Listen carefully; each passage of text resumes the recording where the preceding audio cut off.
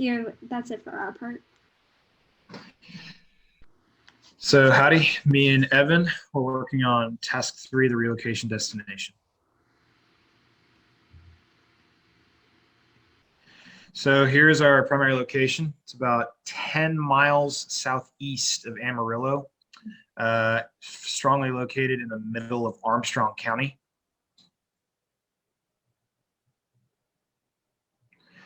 And so one of the biggest things and the reasons why this site is so important is because it, at the same time, most of the site is about 2 miles to 3 miles from either Highway 207 or other major roadways like Ranch Road 1151 and so on and so forth. And the thing about our site is it's going to be so big because it has to house most of what is now Central Texas or South Texas. And we located this site because it does not displace many people. And so our major thoroughfares would be Highway 207 and then Interstate 40. And this would allow us to keep it to where many people could move here quickly and it would be efficient. So here is our primary wind study. And one of the biggest issues in the Amarillo area, if you've ever been there, are the stockyards that are right there. And most of the stockyards are located just to the east of town. And what this means is anytime there's the east wind, which is the primary wind, the entire town of Amarillo smells like those stockyards. And one of the best things about where our site is located is it is away from those stockyards. So it's a much more desirable location than, per se, Amarillo. But at the same time, the winds would not be causing the construction, dust, and so on and so forth to be blown to Amarillo. It would stay to the south of the city. So here's our major population impact. A lot of the stuff we did was to happen over the next 75 to 100 years. And so right now, the population of Armstrong County is tiny. It's about 1,973 people. And that's according to the 2020 census data. So the biggest thing is most of those people, like everyone except for about 300, 400 people, live in one city, which is just north of our site location. This means that when we put our site location in, it will not displace everybody. And then in 2025, that would be when about San Antonio, Corpus Christi, and all those other major cities, the population of that county would explode. Then phase 2, 2050, that's when most of the Houston Metroplex and some of Austin would move up. And then by phase 3, basically the entirety of South Central Texas would be moved up into this area. So one thing about this area is there is essentially no flood risk. Even though it is right along the Red River, which is a major river in that area, a 100-year storm is about 4 inches of rain. And the banks of the Red River are built to hold way more than that. As you can see, from 1986 to 2010, there was literally not a single flash flood in this area. And for that same time, there was not a catastrophic or heavy storm, aka did not put out a storm more than 2 inches in that time. Alicia. So here's your 100-year storm data. For Armstrong County, a 100-year storm is about 4 inches of rain. This hasn't occurred since before that was even tracked in 1986. Compare that to somewhere like Harris County, where a 100-year storm can be about 20 inches of rain, and that happened, 3 years ago. So this site has basically zero flood risk, and that's the major reason why we chose it. All right, this is our relocation destination site plan. Just a little reminder of what we did here. Instead of doing one large concentric circle, we broke it up into different nodes. So when designing our site plan, we were really thinking about relocating millions and millions of people that come through Central Texas to this new site. So instead of creating one large ring city, we kind of broke it down into smaller nodes. In between each node would be existing farmland that Amarillo has already, which can sustain the cities.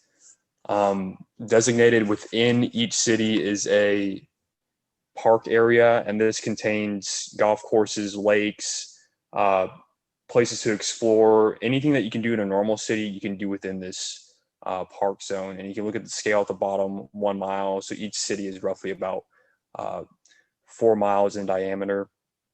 The outer ring is just strictly for people's housings, jobs, retail spots. And any point in time, you can jump from your house to a park to a different green space and go and explore. We also incorporated a mass transit system for people to move around from each city to city or from their job to housing. Also created a little map here on the left-hand side breaking down what each ring would be broken down into, from residential to retail, to more urban populated areas with skyscrapers and jobs.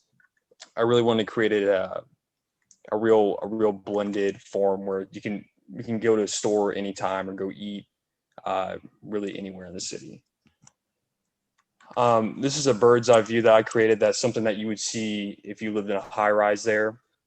You can see the green space in the middle, lake, and then far off in the distance, you can see the farmland with the rocket launch in the middle. I forgot to mention that on the last part, but right here in the middle would be where anyone can get to the rockets to get out if anything really happens.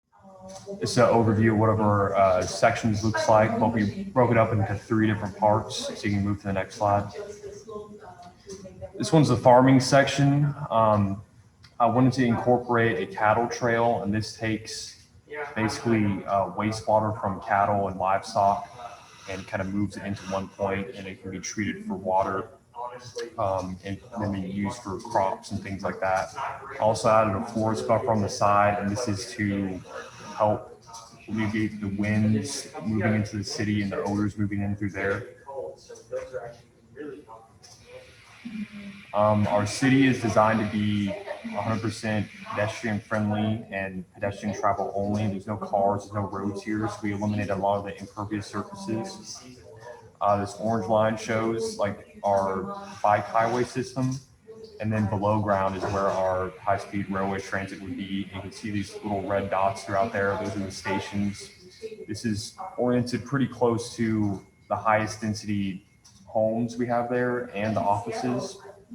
And then I kind of divvied up the rest of the land being residential, close to food and stores. They're all really close to different green spaces, different park spaces within walking distance of everything.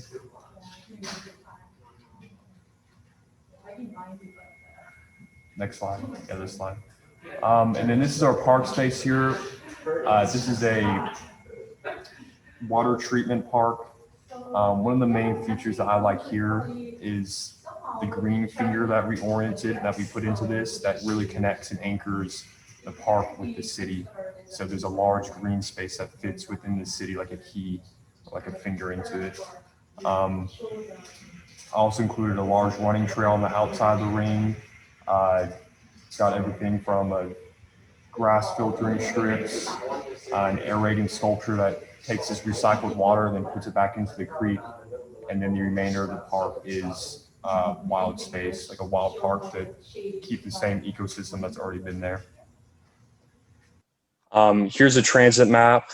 This shows the different levels of transportation throughout the city. So when you're walking on the ring, ground level, that is completely pedestrian transit. There's no cars, there's no railways, anything like that. If you want to go somewhere else in the city, you got to go underground, and you can travel from around the city or across the city or to even to the next city.